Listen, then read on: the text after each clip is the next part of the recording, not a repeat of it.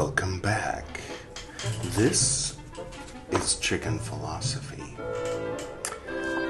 Carl Jung's Black Books, Part 70.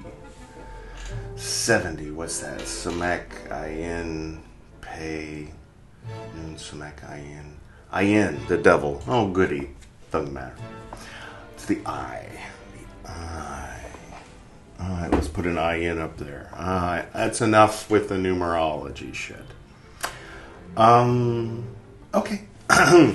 I guess let's first do the incense. Today we're going to go with some of this Japanese temple incense.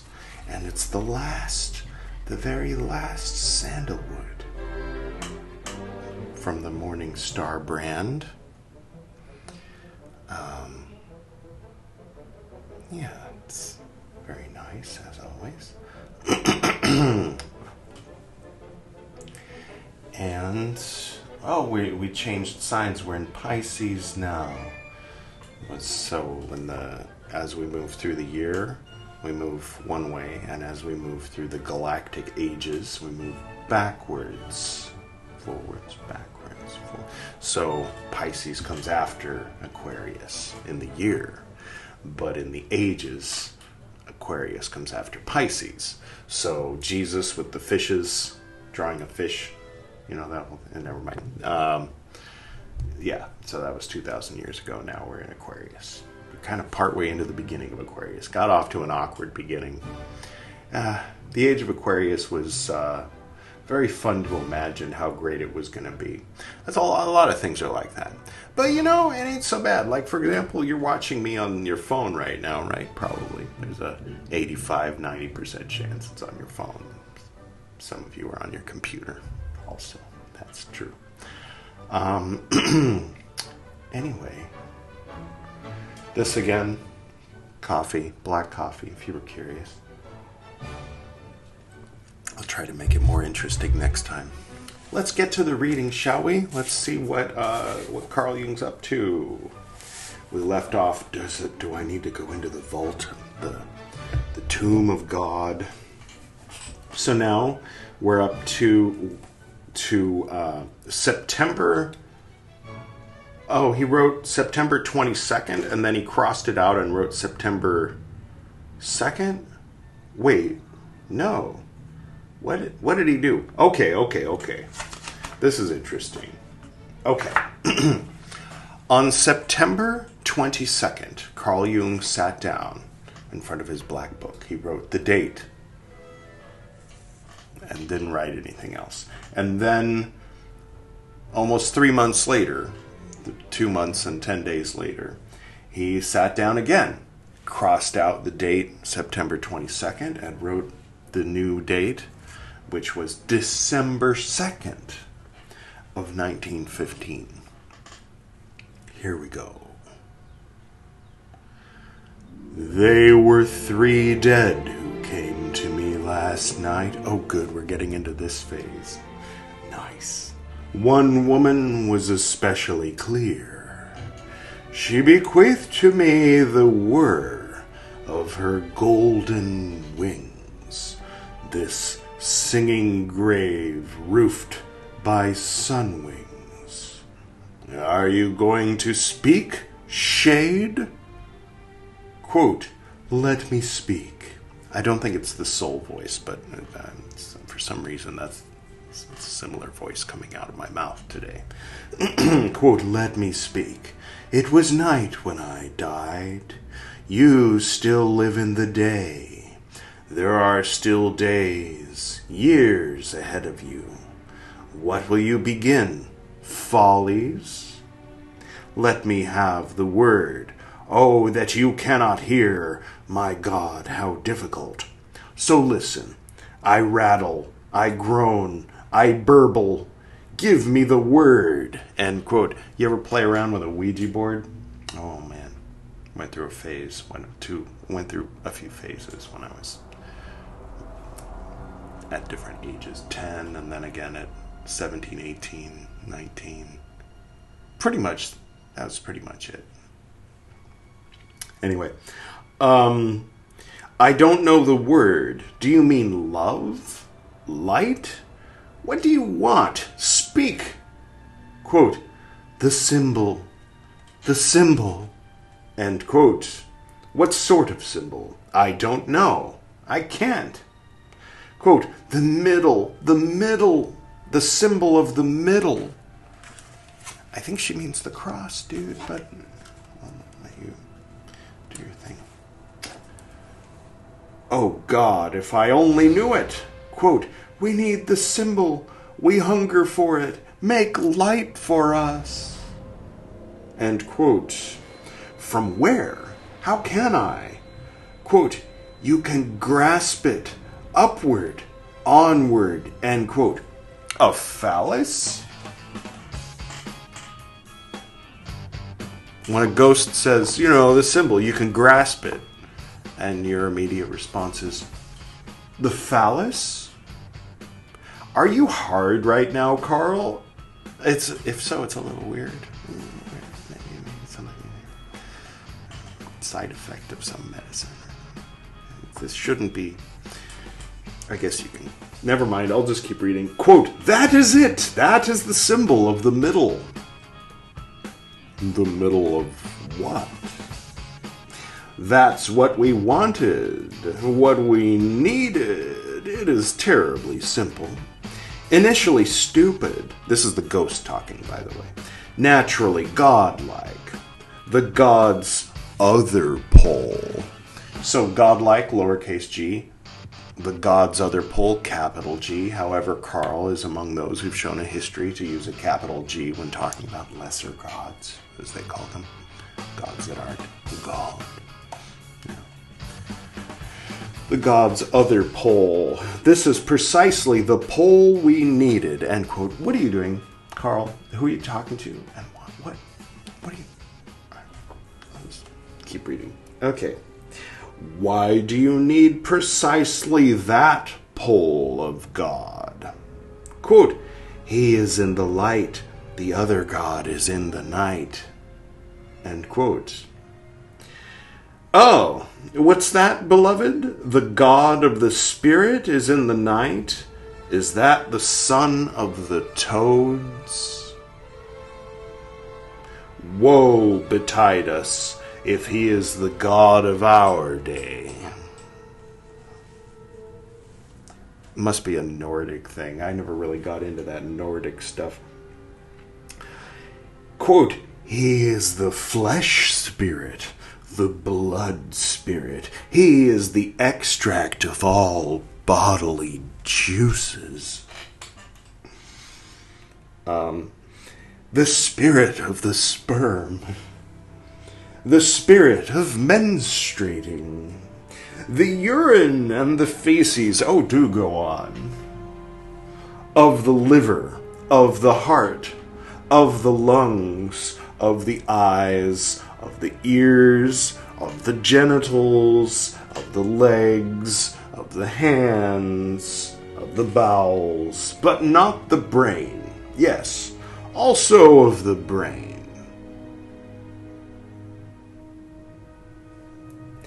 But of its liquid and fibers, of what is conjoined and not single in the brain, not the spirit of the cells, not from the nucleus, but from the protoplasm. End quote. So not the thymine, but the adenine, cytosine, guanine in your cell, basically. The thymine's in the nucleus. Not the shin, only the yod he vav he, right? Yod he vav he. The shin is in the nucleus. So we're talking Old Testament angry, jealous God. Not, I don't know. I'm just going with the madness of what Carl's gotten himself into. A lot of people went a little nutty during World War I. Maybe we'll read Light Bearers of Darkness on here one day. If I can get a copy of it. Probably not. Let's not do that. Let's steer away from the... Right. What remains... This is Carl talking. What remains when my flashing godly light fades away? Good question. But why are you talking to this crazy ghost about, like, these are questions. These are mysteries which are evolved in the profound abyss of the mind. Not like, ooh, I captured a spirit in a bottle. What's the meaning of life? Phalice. Whatever, Carl was, 47, 53? I was 12. It was a different time. 1915 versus whenever I was 12, 1990. Anyway, okay. 91 probably. Okay, quote, "Your body remains with you, my beloved," says the ghost. Body, living body. Are you hungry? You will think from your body, not from the cell nuclei of your brain, end quote. I don't understand it. It's okay, neither does the ghost, Carl. It's just saying shit. Are they using a pendulum, a Ouija board? What's going on? Or someone, a medium?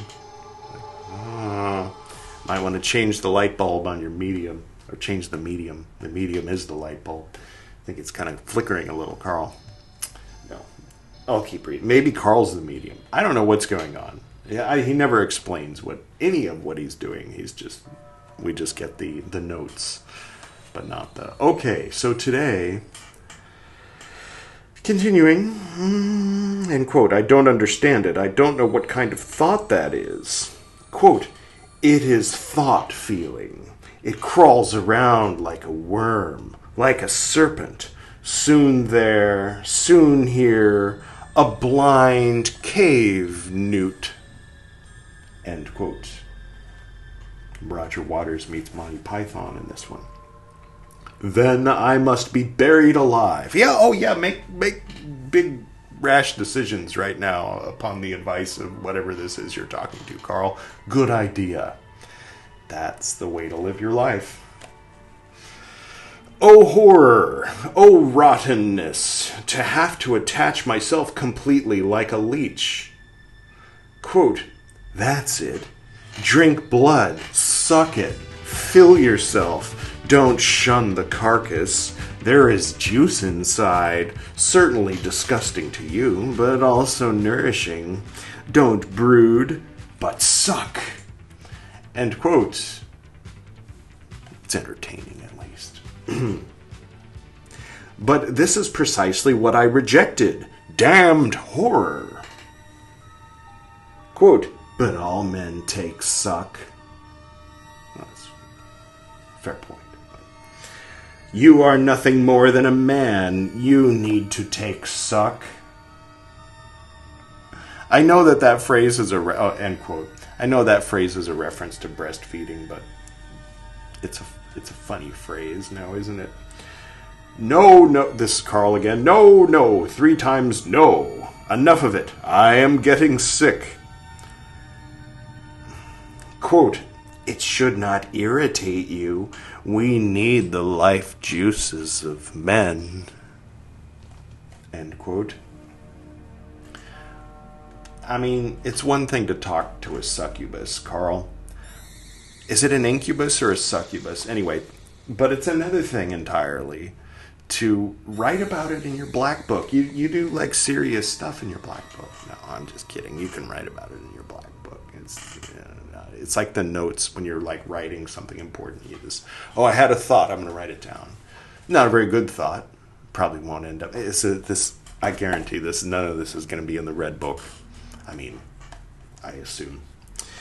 Open up the red book. You must take suck. You are a man. It doesn't feel red booky.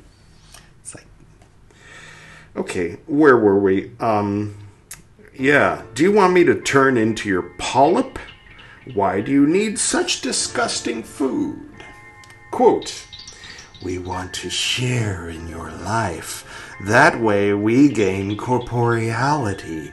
Thus we can draw closer to you." End quote. I will say I've had these kinds of conversations on a Ouija board. I think many people do who play around with those. I assume. I don't know. But, yeah, it's Carl's Ouija board phase. All right. I think his grandmother was a spiritualist or something. They talked about it a little. Was it Carl? I think it was. Well, anyway, all right. Spiritualist being like one of those, like the seance people from the 130 years ago, like sitting around in a circle.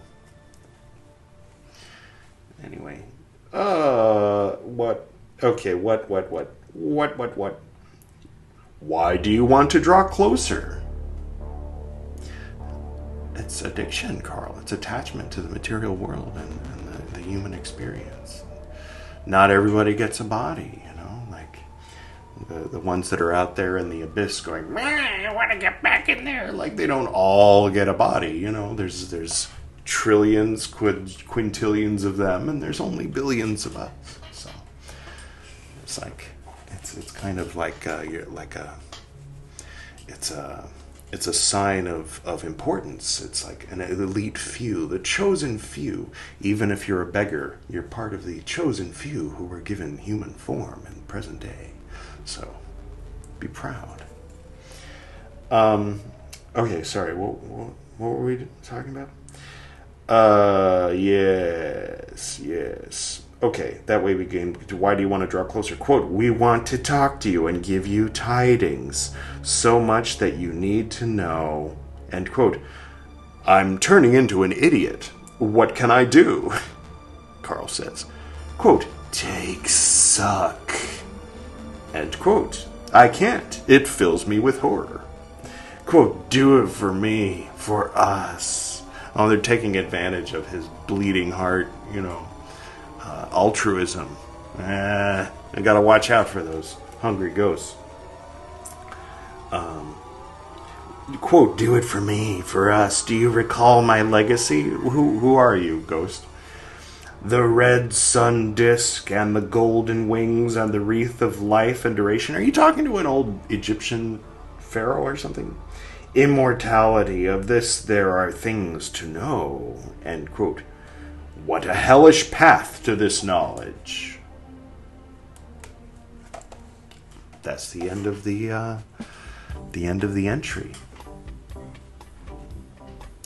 And all right, that's fun. Carl's entered a new phase. He's found something to do to distract himself from the war. Carl, you're in Switzerland. I mean, you just don't like hearing about it on the radio? Did you even have a radio? You don't like reading about the war in the news? Like reading the newspaper? Like, oh gosh. I guess, you know, maybe it was the equivalent. It might be slower than a Facebook news feed, but it's the same thing. Like people watching Fox News, MSNBC, Facebook, Twitter, Instagram these days, and their brain explodes. Back in Carl's day, it was walking to the local tavern or whatever,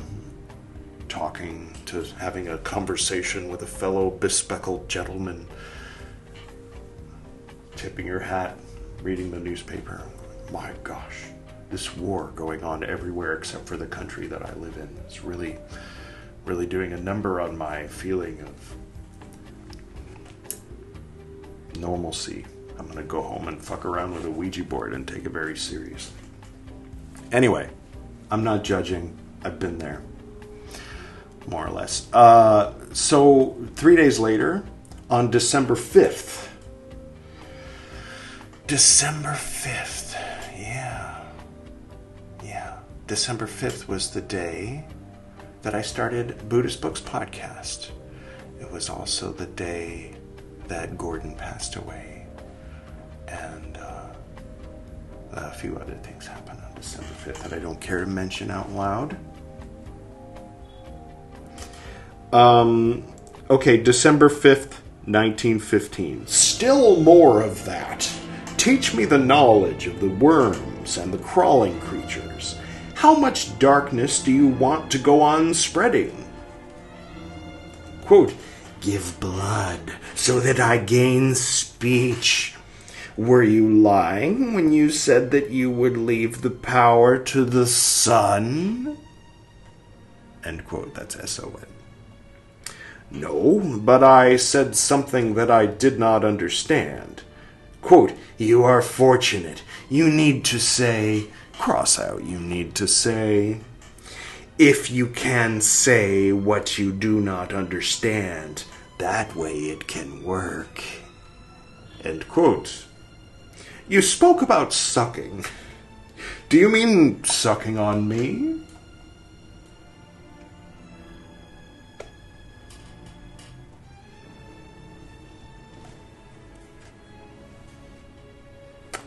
Quote, of course. It would be childish and violent to suck on others. Aw, I think they're in love. End quote. No. Oh, he's doing the Sono, you did that stupid thing again where you do the end quote when it's still talking. The ghost is still talking. So, never mind that end quote. I'll start at the beginning. Of course, it would be childish and violent to suck on others. No, not sucking, but sucking from you. This is what nourishes us dead. End quote. What did you gain from the pagan symbol? Quote, the phalice is not the foundation, but the summit of a building, of a church that still lies sunken, like a tower erected over a dome. We need this church, since we can live in it with you and take part in your life. You have excluded us to your own detriment. End quote. Hence, this is Carl again. Hence, for you, the phallus is the first sign of the church in which you hope for community with the living. Speak, why do you hesitate? Quote, blood, I need blood. End quote. So take, here is blood from my heart. Quote, I thank you. How alive that tastes. The air of the shadow world is thin. It is the upper boundary of the atmosphere. Those long dead have even fluttered into the empty space, surrendered to indefinite byways, searching for new worlds, in order to enter new forms, both lower and higher, by adapting to the new circumstances and according to their abilities. But we who are still near and incomplete, would like to return to earth, to you, to men and the living. Do you not have an animal form into which I can enter? Bracket parentheses, end quote, end bracket parentheses. Good catch, son. Makes up for that false end quote in the previous paragraph. What, would you like to be my dog? And now I wanna be your dog. And now I wanna be your dog. And now I wanna be your dog.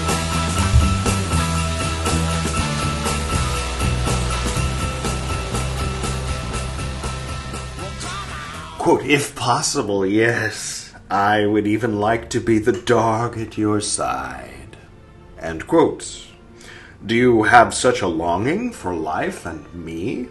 Quote, for both, but both undivided. End quote. Am I that valuable to you? Quote, to me you are of unspeakable worth. All my hope that's still clinging to earth,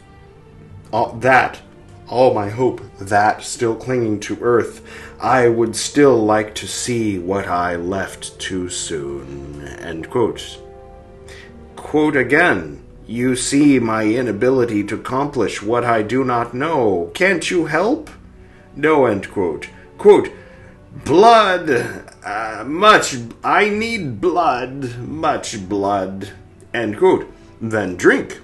so that what should be will be. What do you call those people in the Buffy the Vampire Slayer movies or whatever that are like, there's a name for that, the people who hang around, there's these like brothel-y type places, these like abandoned buildings where there's like human volunteers who are just like, yeah, suck, and they have some weird promise like, oh, well, if you let us drink from you, we'll make you a vampire one day. And like, that's all I want, or whatever. Or some of them are just like, oh, I just want to serve you, just take my blood. Whatever the word for that is, I'm not going to make editor Edward look it up, but that's what Carl's being right now. Carl, I know you get better, because At least you get as good as you were in. Never mind. He's going through a phase. It was 1915, December 1915. Things were a little weird. We all went through weird phases. Most of us, right? I think it's safe to say. Is the camera wonky? Oh well, it doesn't matter. Maybe a little. All right. Quote, I drink and feel new power. Listen, build the church, write the holy books, the age-old new ones that contain the echo of the eternal being, the mysterious ones, mocked wisdom, the lower and upper truth. End quote. What are you saying? That is precisely what one needs to know. Quote, Brimo. Now there's a footnote. In 1912, Jung discussed the Hecate mysteries that flourished in Rome at the end of the 4th century. Hecate, the goddess of magic and spells, guards the underworld and is seen as the sender of madness. She is identified with Brimo, a goddess of death. Oh, you could have just said a goddess of death. I didn't need all this Hecate 4th century. No, it's good. It's good to have this background information. Okay. Brimo. This is in quotes, so it's the weird vampire ghost talking. Hungry ghost vampire that lives in the upper atmosphere. There Carl is saying, oh, yes, take my blood. Yes. Like I said, we all went through phases. Brimo, the old one, which is how it begins, the one who bore the sun, the towering phalice, who grew out of her shame, and strove after the shame of the heavenly wife, who arches over earth, because she lies above the sun, enveloping him above and below. The head of the phallus reaches down to her lower parts, but her bliss radiates beyond her head into the spaces higher than the head of phallus can reach. The blind one, the worm, she bears and raises him. He climbed above her and left her below him. Sorry, just a side note. There was speaking of awkward phases back in 2001, I think it's safe to say, 2002 maybe. I had many fake accounts, Google, Gmail accounts, and one of them was Phallus of Crowley, all caps. And whenever he wrote on the various message boards, he always wrote in all caps and misspelled many of the words and signed everything phallus. That was his signature. Say, but never mind. I'll just, like I said, we've all done weird things. Right. What? The blind one, the worm. Where was I? I don't know. Her lower parts, it radiates beyond her head into the spaces higher than the head of the phallus can reach. The blind one, the worm, she bears and raises him. He climbed above her and left her below him. She pulls him up in agony and in turn drinks in his strength. He is the master of the regions below, but only a servant to the regions above, something lifted up. His head is bleeding, such is her strength. He eases off and regains sovereign powers, draws himself up again, and impregnates the above. End quote. Sounds like a party. Yeah, sounds like a good time. A good time had by all. What a strange teaching, Carl says. Is this still not enough of the horrifying mysterium? Quote, if heaven becomes pregnant and can no longer hold its fruit, then it gives birth to a God-man. It gives birth, and a God-man appears from above and sets foot below. End quote. So the watered-down, Disney-fied version of that is the Annunciation. Gabriel, oh Mary, let it be done unto me according to thy will. But this is what really went down. Or up. And then... Okay. One cannot imagine it. To what end am I cursed? Quote, in order to carry the burden and mockery of this sin. The tree of life is heavy. It needs broad shoulders. This time you and mankind should carry it. But I still want some more of your blood. But I want still more of your blood. End quote. So drink your fill. Drain me. Quote, I drink and gain shape. Listen, this riddle is terrible. Exceptionally terrible. When Brimo, the heavenly, was pregnant, she gave birth to the dragon. First came the afterbirth, and then the son.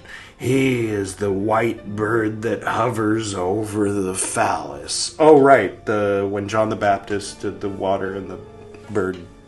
I know this story from the Disney Bible version. Okay, so the bird hanging over the phallus. Okay, well, I'll just keep reading. We can descry the session later. Or not at all. The white bird that hovers over the phallus, he places himself on the head of the phallus, as on a treetop. The phallus is indignation. The bird is peace from above. End quote. May the bird of peace land upon the phallus of our indignation. That's my humble prayer to the Lord for all of us today. All right, there's still a bit more. Disgust paralyzes me. Carl says, quote, it is supposed to paralyze you because your earthborn indignation breaks down like an extinguished fire. The bird is above you. Your supports crumble as if consumed by an inner fire. You sink down into ash. The bird triumphs over the serpent. End quote. I think I've seen that papyrus. Or no, that was a cat with scissors. Never mind. Thus I am paralyzed and powerless, a walking and talking zombie. Quote, a vessel of the spirit. End quote. Both accurate descriptions of the human condition. A futile struggle. I'm fading.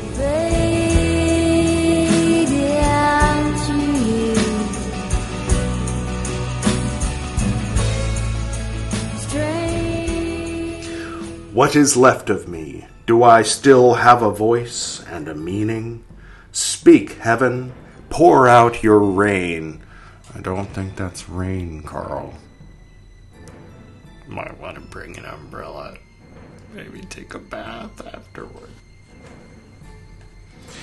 Replenish me. I am an empty shell. Empty shells do not pour out, they catch. May it stream in from all the winds. I wait for it. All right. Well, that's fun. Carl's back into his black books, but it's a whole different phase of black book work. His next entry, which BT will get into in part 71.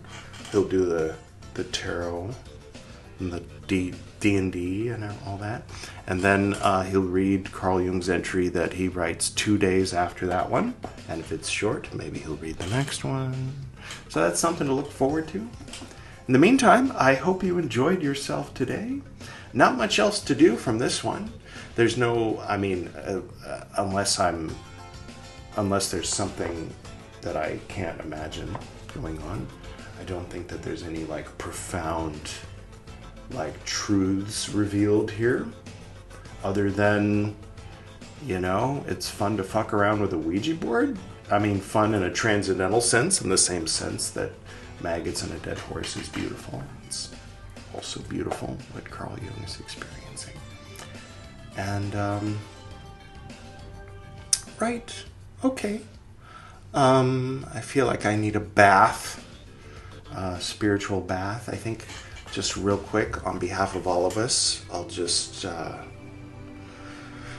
put up a wall of white brilliance and layer it of the nature of water and fire. So if you want, you're welcome to use that same wall, and then you don't have to worry about getting a visit from whatever this thing was that Carl was talking to. Just visualize white light around you everywhere, and it doesn't deplete you. There's an infinite source of energy up here, like a rich person's water tap or electrical socket, right?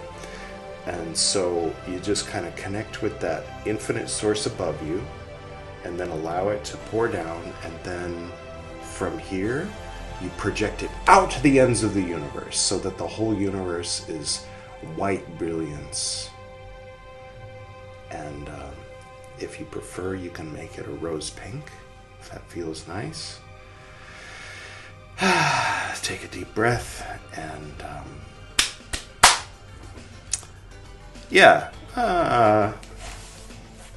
you know, I would say don't talk to strangers, but I don't want to discourage mischievous curiosity or experimentation. But yeah, all right, whatever you want to do, have fun, and you know, be safe, be careful, try not to go too loony, or to do so in a way that's too permanent. Do your best to protect and don't damage your mind, body, and spirit and emotions. And other than that, I wish you well, you know. Or you can stay in the good vibes. That's nice. No need to fear the bad vibes. Sometimes it can help to confront the bad vibes, or to go into that space in order to take its power away. So, like, in other words, if you say, you know, I'm tired of all that, so I want to create for myself a perfect space, but then your perfect space starts to feel like a prison, because you're like, oh my gosh, this place is so perfect. I can't imagine riding on a bus through an urban environment, and then it might be worth it just to go to an urban environment and ride a bus, and then go back to the woods and be like, okay, it's fine to be on the bus in the urban environment. I personally choose to be here in the woods. Or whatever, you know, I don't know what your situation is, but I know there's some folks out there that are just at the mercy of the of nature, and by nature I mean the concrete jungle. And I wish you the best as well, and I hope that you can slowly, surely, methodically get into a position where you can decide and create the space that you're in. Try not to be so condescending and judgy toward the people who have the ability to create the space around them while you're in at the mercy of the concrete jungle, because if you do that, then then when you get there yourself, then you'll feel guilty because the younger self that lives in your head and your memories is judging you. Anyway, nobody takes advice. All right, that's it.